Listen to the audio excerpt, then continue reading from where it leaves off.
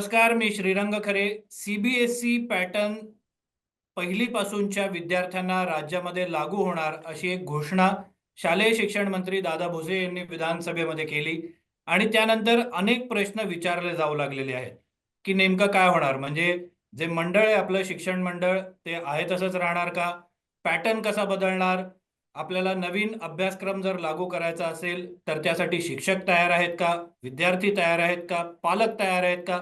असे वेगवेगळे प्रश्न विचारले जाऊ लागलेले आहेत. त्या संदर्भात आपण माहिती जाणून घेण्याचा प्रयत्न करणार आहोत. आपल्यासोबत सचिन उषा विलास जोशी आहेत, जे सुकाणू समितीचे सदस्य होते आणि शिक्षण तज्ज्ञ देखील आहेत. तसंच माझे सहकारी राहुल कुलकर्णी हे देखील या चर्चेमध्ये सहभागी झालेले आहेत. सगळ्यात पहिला बेसिक प्रश्न, जे लोकांच्या मनात प्रश्न आहेत सचिनजी, की सीबीएसईच्या धर्तीवर आपल्या विद्यार्थ्यांसाठी पॅटर्न लागू करण्याची घोषणा केली, मात्र हे खरंच शक्य आहे का? जी आपली एकूण स्थिती आहे राज्याची आणि इन्फ्रास्ट्रक्चर आहे ते लक्षात घेता. नक्कीच. खरं तर आता जो शासनाने निर्णय घेत आहे की बाबा सीबीएसई पॅटर्नच्या नुसार आपण आपला अभ्यासक्रम करावा, ते शक्य आहे. फक्त काय झालेलं आहे की सीबीएसई पॅटर्न म्हणण्यापेक्षा आपण त्याला एनसीईआरटीचा अभ्यासक्रम असा म्हणूया. नॅशनल एज्युकेशन पॉलिसी जी आलेली आहे, राष्ट्रीय शैक्षणिक धोरण, त्या राष्ट्रीय शैक्षणिक धोरणाच्या अनुषंगानेच या पद्धतीचे सर्व बदल आहेत. फक्त ते बदल काही एका रात्रीतून, एका दिवसातून किंवा एका ह्याच्यात होणार नाहीयेत. तर ते बदल टप्प्याटप्प्याने होणार आहे. त्याचा पहिला टप्पा जी आता काय म्हणू आपण, ही चर्चा चालू आहे, जी माननीय शिक्षण मंत्र्यांनी काल सांगितली. हम्म. आता खूप सारे प्रश्न आहेत. हो, हो. आता मी काही प्रश्न इथे वाचून पण दाखवतो. जे राज्य मंडळ आहे, शिक्षण राज्य मंडळ, त्याचं काय होणार? अभ्यासक्रमाचं काय? जे वेळापत्रक आहे ते कसं लागू होणार? 1 एप्रिल पासून हा अभ्यासक्रम लागू होऊ शकतो का? आणि जर पॅटर्न लागू करायचा असेल तर सीबीएसई बोर्ड परीक्षेलाच विद्यार्थ्यांना सामोरं जावं लागणार का? बालभारती एनसीईआरटी मध्ये विलिनीकरण होणार का? पाठ्यपुस्तकांची निर्मिती होणार का? अशी एक मोठी यादीच लोकांनी विचारायला सुरुवात बरोबर. केली. आपण एक-एक घेऊया त्याच्यातलं. तर पहिली बरोबर. गोष्ट म्हणजे पहिले आपण नीट समजून घेऊया याच्यामागची भूमिका काय आहे आणि कसं आहे. तर मी आधीच तुम्हाला सांगितलं की सीबीएसई पॅटर्न म्हणण्यापेक्षा आपण त्याला एनसीईआरटीचं हे करूया. तर विलिनीकरण वगैरे असं काहीही नाहीये. नॅशनल एज्युकेशन पॉलिसीने आपल्याला जे काही एनसीएफ ज्याला आपण म्हणतो, नॅशनल करिक्युलम फ्रेमवर्क, तो दिलेला असतो. त्या करिक्युलम फ्रेमवर्कच्या बेसवर एनसीईआरटी करिक्युलम बनवत असतं. आणि त्याच्याच सोबतीला एससीईआरटी, प्रत्येक राज्याचं एससीईआरटी एक विभाग आहे, जो स्टेटचा, राज्याचा अभ्यासक्रम करत असतो. कारण की हा विषय जो आहे तो शिक्षणात कन्करंट लिस्ट मधला आहे. त्यामुळे ही पाठ्यपुस्तक निर्मिती राहणार आहे. त्यामुळे याच्यामध्ये कुठल्याही प्रकारे विलिनीकरण होणार नाही आहे. सगळे बोर्ड्स हे सारखेच होणार आहे. पण एक स्टेप अशी आपण म्हणू शकतो की एक देश एक अभ्यासक्रमाचं एक पाऊल आहे. पण याच्यामध्ये सर्वात महत्वाचा मुद्दा किंवा लक्षात ठेवला पाहिजे, तो म्हणजे इतिहास आणि भूगोल हा राज्याचा असणार आहे. बरं. ओके. स्थानिक जसं आता आपल्या एक आता आपण बोली भाषेच्या संदर्भामध्ये एक धडा त्याच्यामध्ये ऍड केला जाणार आहे. म्हणजे सांगायचा मुद्दा आहे की इतिहास, भूगोल हा राज्याचा असणार आहे. जेव्हा आपण सीबीएसई पॅटर्न म्हणतो, याचा अर्थ असा होतो एनसीईआरटीचं त्यातल्या त्यात शास्त्र विषय आणि गणित विषय, शास्त्र आणि गणिताचे संपूर्ण भारतामध्ये सगळा सिलेबस, सगळा अभ्यासक्रम सारखा व्हावा, जेणेकरून ज्या काही वेगवेगळ्या परीक्षा द्यायच्या असतात, तर त्या देताना कुठे काही तफावत नको, हा त्यामागचा खरा हेतू आहे. 90% अभ्यासक्रम सारखा आहे. फक्त त्याची डेप्थ ज्याला आपण म्हणतो, सीबीएसई अधिक खोलात देतं. सो ते अधिक खोलामधलं काय आहे, ते याच्यामध्ये आपण टप्प्याटप्प्याने देणार आहोत. कुठल्याही प्रकारचं विलिनीकरण होणार नाही. पुस्तकं बालभारतीच बनवणार आहे. मी सोप्या भाषेत जर तुम्हाला सांगायचं झालं, मंडळ फक्त परीक्षा घेत असतात. सो ही परीक्षा म्हणजे सीबीएसई बोर्ड परीक्षा घेतं, अभ्यासक्रम एनसीईआरटी घेतं. 9वी ते 12वी परीक्षा घ्यायची जबाबदारी सीबीएसई कडे आहे. तसंच आपल्याकडे 9वी ते 12वीची परीक्षा घ्यायला मंडळाकडे आहे. हे मंडळ त्यांचेच परीक्षा घेतील. सगळ्यांचं अस्तित्व तसंच राहील. फक्त परीक्षेचा जो अभ्यासक्रम आहे, त्याच्यामध्ये एक काय म्हणू, एक सारखापणा समानता आणण्याचा आणण्याचा प्रयत्न आहे. प्रयत्न आहे तो. राहुलजी. मुद्दा असा आहे की वस्तुस्थिती आणि त्याच्यानंतरची आव्हानं असं आपण त्याचं विश्लेषण करू शकतो. वस्तुस्थिती काय की दाक्षिणात्य बहुतेक राज्यांनी एनसीईआरटीच्या अभ्यासक्रमाला स्वीकारलेलं नाही. पण महाराष्ट्रातली परिस्थिती श्रीरंग फार वेगळी आहे. महाराष्ट्रातल्या 100 पैकी 90 शिक्षकांची मुलं ही सीबीएसई पॅटर्न मध्येच शिकतात ही वस्तुस्थिती आहे. आणि तुम्हाला जर व्यावसायिक पद्धतीच्या अभ्यासक्रमाला कॉम्पिट करायचं असेल तर सीबीएसई पॅटर्नकडे साधारणपणे बहुतेक पालकांचा ओढा असतो. अगदी लाख लाख दीड दीड लाख रुपये कर्ज काढून सुद्धा सीबीएसई पॅटर्न म्हणजे इंग्रजी माध्यमांच्या शाळांमध्ये आपलं मूल जावं अशी त्यांची भावना असते. आता याचा अल्टिमेट परिणाम काय झालाय तर महाराष्ट्रातल्या ज्या सरकारी शाळा आहेत तिथला पट कमी होत चाललेला आहे. आणि जर आता सीबीएसई पॅटर्न मध्ये आम्ही तुम्हाला शिकवतो असं म्हटलं तर कदाचित तो पट पुन्हा वाढू शकतो हे आपण आता मान्य करायला हवं. काही जिल्हा परिषदांच्या शाळांमध्ये अगदी धाराशिव सारख्या किंवा पुण्यासारख्या जिल्ह्यामध्ये सुद्धा सीबीएसई पॅटर्नच्या ऐवजी आपण सेमी इंग्लिशनं काही अभ्यासक्रम सुरू केलेले आहेत. जसं इंग्रजी असेल किंवा गणित असेल किंवा विज्ञान असेल हे विषय सेमी इंग्लिशमध्ये पहिलीपासनं किंवा ज्या वर्गात ते येतात तेव्हापासून ते शिकवायला सुरू केलेलं आहे. त्यामुळं हे करायला पाहिजे का तर निश्चितपणे करायला पाहिजे. चॅलेंजेस मला असं वाटतं की थोडी वेगळी आहे. चॅलेंजेस काय आहे की आपण आता एनसीईआरटीचा अभ्यासक्रम स्वीकारला आणि तो डीपमध्ये असतो. कारण माझी मुलं सीबीएसईला शिकतात तर मी बघतो की त्यांचं गणित साधारणपणे आपल्या स्टेट बोर्डाच्या त्या समकक्ष असलेल्या विद्यार्थ्यापेक्षा बरंचसं पुढचं आहे किंवा विज्ञान सुद्धा पुढचं आहे. आणि त्यामुळे एक वेगळ्या प्रकारचा दृष्टिकोन त्यांच्यामध्ये निश्चितपणे येतो. पण जेव्हा तुम्ही नाहिरे वर्ग किंवा थोडासा आणखी कनिष्ठ वर्गातल्या विद्यार्थ्यांचा विचार करत असता त्यावेळेला पहिला प्रश्न असा उपस्थित होतो की हे सगळं एनसीईआरटी मधल्या अभ्यासक्रमाचं जे काही स्वरूप बदलणार आहे ते जर मराठी मुलांसाठीच असणार तर मग ते त्यांच्या मातृभाषेमध्ये का नाही करायचं. कारण आता तुम्ही एसएसटी म्हणजे ज्याला आता एसएसटी म्हणून भूगोल आणि इतिहास शिकवला जातो तो इंग्रजी माध्यमातून शिकवणार असू आणि इतर काही विषय भूगोल पण जर इंग्रजी माध्यमातून येणार असेल तर ह्या मुलाच्या आकलन क्षमतेचं काय हा खरा प्रश्न.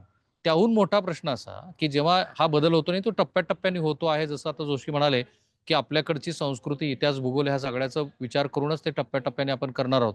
पण मूळ मुद्दा असा आहे की ज्यांना हे राबवायचं आहे त्या शिक्षकांचं काही याच्यामध्ये मत आहे आणि ते मत आपण विचारात घेतलंय का. ते यासाठी की बॉम्बे हायकोर्टाचा औरंगाबाद खंडपीठ सातत्यानं त्यांना सांगता आहे की तुम्ही अशैक्षणिक कामं ह्या शिक्षकावरती किती वाढवून ठेवणार. जे काही 200-250 दिवस हे शिक्षक काम करतात त्यातले जवळपास 1.5 महिने हे केवळ अशैक्षणिक कामासाठी जात आहेत. तर जेव्हा तुमचा हा एवढ्या मोठ्या प्रमाणामध्ये व्हास्ट अभ्यासक्रम येईल आणि जो चांगलाच आहे असं बहुतेक शिक्षकाचं मत आहे तेव्हा त्यांना केवळ ते शैक्षणिकच काम करतील या दृष्टीनं काही सरकार विचार करणार आहे. आणि सगळ्यात महत्वाचं काय जोशी साहेब ते चांगलं सांगतील. आपल्याकडे मी नेहमी म्हणतो की हॉरिझॉन्टल सिस्टीम मध्ये एखाद्या जिल्ह्याचा जिल्हाधिकारी बदलला आणि तो दुसरा जिल्हाधिकारी आला की तो नवीन धोरणं घेऊन येतो. महाराष्ट्रामध्ये आपण विनोद तावडे त्याच्यानंतर पुरकेपासून पण ती सुरुवात झाली होती आणि पुरकेंच्या काही उपक्रम खरोखर चांगले होते असं आजही म्हणणारे शिक्षक संघटनेचे लोक आहेत. आणि ते खूप कमी संख्येने जरी असले तरी शिक्षक संघटनेचे लोक एरवी कधी शिक्षण मंत्र्याला चांगलं म्हणत नाहीत. प्रॉब्लेम काय आहे की आपल्याकडे धोरण सातत्य नाहीये. आता काय झालं की विनोद तावडे आल्यानंतर ऍक्टिव्ह पद्धतीनं मुलांनी अंडरस्टँडिंग खूप चांगली करावी म्हणून गोट्याचा पण आपण ज्याला कंचे म्हणतो आपण त्याचाही अडॅप्टेशन केलं. त्याच्यानंतर दुसरे शिक्षण मंत्री आले मग त्यांनी दुसरं काहीतरी केलं. मग तिसरे शिक्षण मंत्री आले त्यांनी काहीतरी तिसरं केलं. आता चौथे शिक्षण मंत्री आले त्यांनी काहीतरी तिसरं केलं. याच्यामध्ये धोरण सातत्य का नाहीये हा खरा महत्वाचा प्रश्न. जर तुम्हाला सीबीएसई पॅटर्नवरती तुमचं खरोखर भागणारच असेल आता की आपल्याला ह्याच टप्प्यावरती आता थांबायचं आहे असं आपण जर ठरवलं तर ते थांबणार आहोत का हा महत्वाचा प्रश्न आहे. आणि याचं जे स्टेक होल्डर आहेत त्या स्टेक होल्डरला आपण त्याच्यातनं काही सहभागी करून घेतलंय का आणि यांची शैक्षणिक कामं थांबवून मग याची अंमलबजावणी करणार आहोत का. जोशी साहेब अधिक इन्साइट सांगू शकतील या सगळ्याचा साकल्यानं विचार झालाय का. नक्कीच. आपण टप्प्याटप्प्याने जाऊ. तर सीबीएसईचा अभ्यासक्रम जो आहे तो सखोल आधीचा होता. आता आता आपण धोरण बदलत नाहीत. नॅशनल एज्युकेशन पॉलिसी अडॉप्ट केल्यानुसार NEP. टप्प्याटप्प्याने त्या ज्या गोष्टी बदल होत आहेत. तर आपल्याला असं वाटतं की हे बदल काय म्हणू आपण त्याला मंत्री करतायत का वगैरे नाही, तर ते आज दिलेले आहेत. कारण की 35 वर्षानंतर हे धोरण पूर्ण शैक्षणिक धोरण आलेलं आहे. त्यामुळे त्याचे 2030 पर्यंत याची पूर्णपणे अंमलबजावणी ही व्हायला पाहिजे आणि त्याच्यामध्ये टप्प्याटप्प्याने ह्या गोष्टी चालू आहेत. पहिला मुद्दा. आता सीबीएसईने 9वी, 10वी, 11वी, 12वीचा 30% सिलेबस पाठ्यपुस्तकातून काही धडे वगळले. 30% कमी केले. म्हणजे लाईट केला सिलेबस, हलका केला. का केला? तर 21व्या शतकामधले जे कौशल्य आहेत त्याच्यामध्ये क्रिटिकल थिंकिंग हा फार महत्वाचा आहे. जर विद्यार्थ्यांमध्ये क्रिटिकल थिंकिंग आणायची असेल तर वर्गात चर्चा करायला पाहिजे आणि चर्चा करण्यासाठी अभ्यासक्रम पूर्ण करायला शिक्षकांना वेळ मिळत नाही तर आम्ही केव्हा डिस्कशन करू. म्हणून सिलेबस हा कमी केलेला आहे सीबीएसईने. हा अगेन राष्ट्रीय शैक्षणिक धोरणातलाच महत्वाचा मुद्दा आहे. पण मग त्यांनी ठेवलेले जे काही धडे आहेत ते धडे आपल्या स्टेट बोर्डमध्ये आहेत का याचं फक्त बघितलं जाईल. त्याचा आशय बघितला जाईल. फॉर एक्झाम्पल आपण असं म्हणूया की देशभक्ती ही सर्व विद्यार्थ्यांमध्ये 6वीला यायला पाहिजे याच्यासाठी काय आहे? तर एनसीईआरटी मध्ये देशभक्ती आणण्यासाठीच्या 5 ऍक्टिव्हिटी असतील. एससीईआरटीने काही राज्यमंडळाने वेगळ्या दिलेल्या असतील पण भावना तीच आहे. जो पालकांमध्ये किंवा याच्यामध्ये जो आहे की आता सीबीएसई पॅटर्न येणार तर मग फी वाढेल का तर त्याचा आणि याचा काही संबंध नसतो. कुठलंही बोर्ड किंवा ह्या परीक्षा घेतं की आणि एनसीईआरटी आणि एससीईआरटी हे फक्त काय शिकवायचं आणि कसं शिकवायचं ते सांगत असतं. त्याच्या बेसवर पाठ्यपुस्तक बनवत असतं. ते पाठ्यपुस्तक कसं डिलिव्हर करायचं त्याचे सुद्धा नियम ठरलेले आहेत. तर आता नुकतेच मागच्या आठवड्यामध्ये टोटल अशैक्षणिक कामाचा अहवाल मागवला. त्याच्यातले कुठले काढायचे कुठले नाही याच्यावर काम चालू आहे. कारण की राष्ट्रीय शैक्षणिक धोरण जर अंमलबजावणी करायची असेल तर शिक्षकांचे जे अशैक्षणिक काम आहेत ते कमी केल्याशिवाय होणार नाही. ही काळ्या दगडावरची रेष आहे. एनईपी आल्यानंतर अजून इयत्ता पहिलीचं पुस्तक बदललेलं नाही. 4 वर्षापूर्वी पुस्तक बदललं. त्याच्यानंतर दप्तराचं ओझं कमी करण्यासाठी सगळेच पुस्तकं एकत्र केले गेले. नंतर ठरलं की नाही त्याच्यामध्ये काय जे रिकामं पानं आहेत त्या पानांचा काही उपयोग होत नाहीये. त्यामुळे पुन्हा तो निर्णय मागे घेतला गेला आणि आता पुन्हा सब्जेक्ट वाईज वेगवेगळे पुस्तकं देत आहोत. पण अभ्यासक्रम तो विषय तुम्ही म्हणता तसं की जसा मंत्री येतात तसं त्यामुळे बदलतात ते मान्य आहे. पण त्याच्यातला जो कंटेंट आहे त्या कंटेंटवर आता चर्चा चालू आहे. तर 2 भाषेमधलं थोडंसं तुम्हाला पुस्तकं इंटरप्ट करतोय. हो. राहुल कुलकर्णी यांनीच असरचा अहवाल मांडलेला हो. होता. त्याच्या बातम्या आम्ही दिलेल्या होत्या. हो. इथे विद्यार्थ्यांना मराठी म्हणजे गणित आणि विज्ञान तर लांब राहून द्या. मराठी वाचता येत नाही, इंग्रजी वाचता येत नाही, साधे गुणाकार भागाकार करता येत नाही. ही बेसिक आपल्याकडची स्थिती आहे. जर अशी स्थिती असेल तर नवीन पॅटर्न आणून त्याच्यात काय बदल होणार आहे? जे मूळ सर हा गाभा खूप पाया पक्का बरोबर. होण्याची आपण किरण दुर्लक्ष करतोय आणि नवीन पॅटर्न आणण्याचा प्रयत्न करतोय. श्रीरंगजी अतिशय महत्वाचा मुद्दा काढलाय. 65% विद्यार्थ्यांना इयत्ता 5वीच्या विद्यार्थ्यांना इयत्ता 2रीचं ज्ञान आहे. पण हे महाराष्ट्राचं ज्ञान ही पूर्ण भारताची परिस्थिती आहे ना. जे सीबीएसईच्या शाळेमध्ये शिकतात त्यांना सुद्धा हीच परिस्थिती आहे.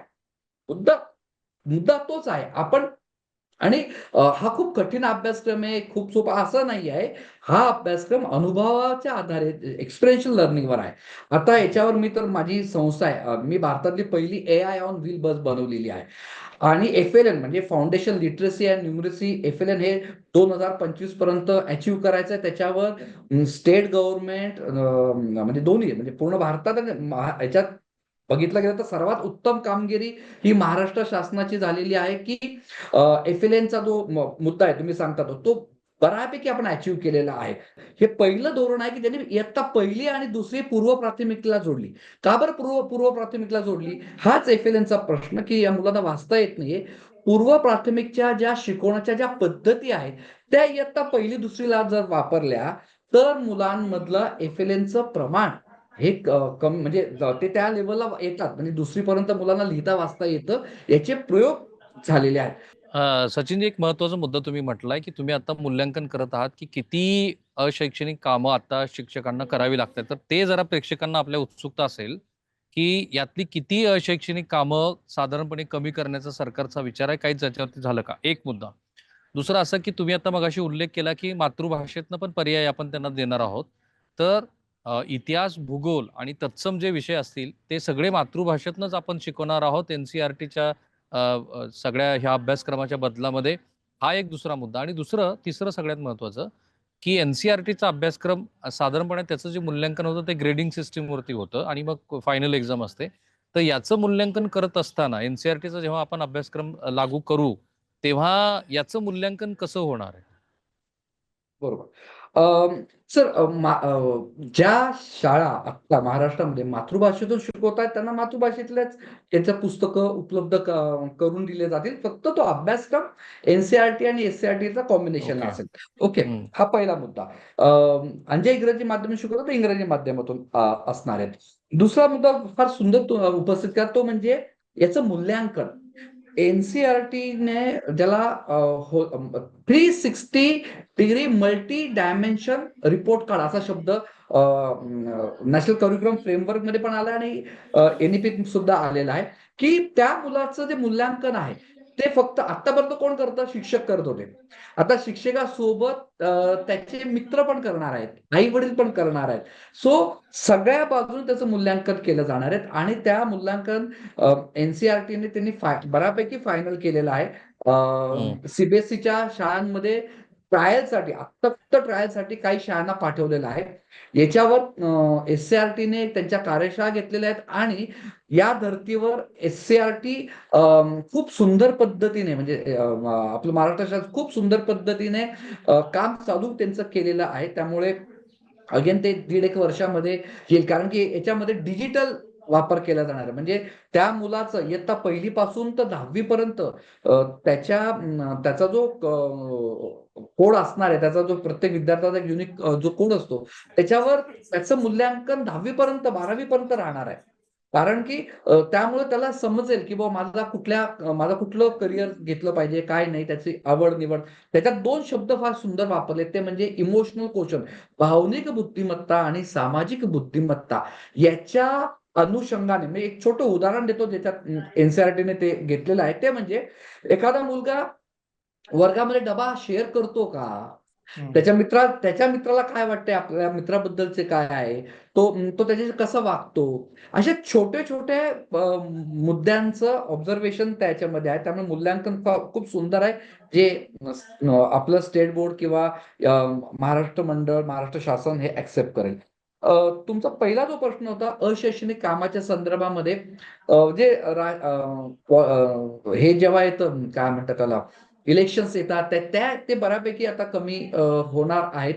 सातत्याने जी माहिती मागवली जात असते, तर असं काही डेस्कटॉप बनवत आहेत की बुवा जी सातत्याने माहितीपैकी तीच माहिती न टाकता एकदा ती सिस्टीमवर असेल तर ती पुन्हा पाठवायची गरज नाही. या पद्धतीने डिजिटलचा वापर करून त्याच्यावर काम चालू आहे. मला जास्त त्याच्यात माहिती नाही, फक्त मागच्या आठवड्यामध्ये ती चर्चा चालू होती, तो रिपोर्ट पण आलेला आहे.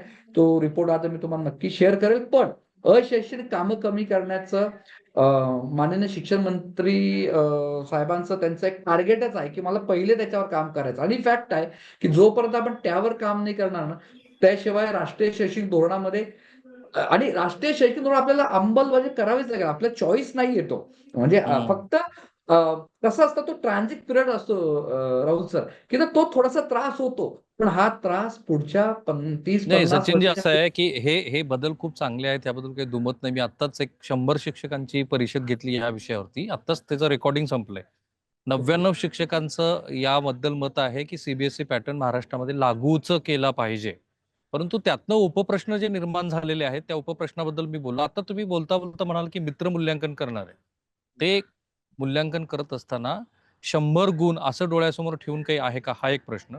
दुसरं असं आहे की एक शेवटी समाज म्हणून व्यावसायिक अभ्यासक्रमाला आपण खूप प्राधान्यक्रम देतो. कारण आता मला सांगितलं गेलं की इयत्ता 5वी एलईडी कशी दुरुस्त करावी किंवा वेल्डिंगची कामं कशी करावीत, ह्या दृष्टीनं सुद्धा आमचा आता विचार सुरू आहे, आणि which is a one of the good thing. परंतु केवळ व्यावसायिक अभ्यासक्रमाला प्राधान्य दिल्यामुळं नैतिक मूल्याचा जो ऱ्हास समाजामध्ये दिसतो आहे, त्याबद्दल ह्या सीबीएसई पॅटर्न मध्ये काही विचार आपण केलेला आहे का, आणि तो असेल तर त्याचं स्वरूप काय? सर, आता आपण काय करू, आता बऱ्यापैकी आपली चर्चा झाली. आता आपण सीबीएसई पॅटर्नच्या ऐवजी असं आपण म्हणूया की राष्ट्रीय शैक्षणिक धोरणाचा अभ्यासक्रम किंवा एनसीईआरटीचा अभ्यासक्रम असं आपण सर्व हे ठेवूया. याच्यामध्ये कौशल्य आधारित शिक्षण हा 21व्या शतकातला पाया असं म्हटलं जात आहे. 6वी पासून विविध व्होकेशनल कोर्सेस, त्याच्यामध्ये कृषी येत आहे, कोडिंग सारखा विषय त्यांनी ओके. इथं दिलेला आहे. तर अगेन याला सुद्धा एक टार्गेट दिलेला आहे. अजून हे सीबीएसईच्या किंवा एनसीईआरटीच्या यांनी सुद्धा अजून तो सुरू नाही केलेला आहे त्या संदर्भामध्ये. कारण की जसं सांगितलं 297 कामाची लिस्ट आहे की एनईपी इम्प्लिमेंट करायचं म्हणजे काय, तर आपण हे 257 का 200 आपण ग्लोबल माने 300 हे 300 कामांची अंमलबजावणी करणं. अजून त्यापर्यंत आलेलो नाही आपण नाही आहोत, पण आधीच बऱ्यापैकी कौशल्य आधारित स्किल बेस्ड एज्युकेशन हे याच्यावर चांगलं काम चालू आहे. आता का केलं पाहिजे स्किल बेस्ड एज्युकेशन, तर आपल्याला माहिती आहे की जितके कौशल्य आपल्या हातात असतील म्हणजे ज्याला आम्ही 4C म्हणतो, creativity, collaboration, communication skill, critical thinking, citizenship, हे सगळे कौशल्य हे विद्यार्थ्यांमध्ये येणं अपेक्षित आहे.